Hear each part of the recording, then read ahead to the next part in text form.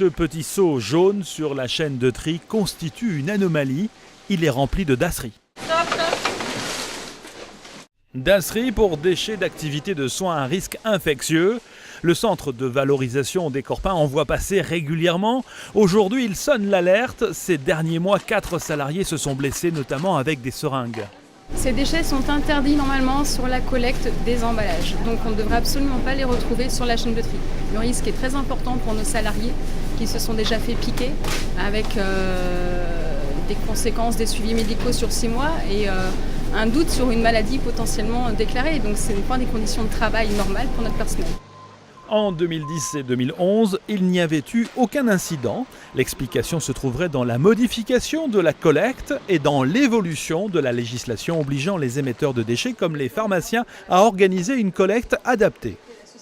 Jusqu'à fin 2011, le SMIRGEOM collectait ce type de déchets. Il y avait un coût pour la gestion de ces dasseries. Ce coût n'était pas spécialement financé par des éco-organismes, comme justement il a été décidé depuis fin 2011 par les législateurs.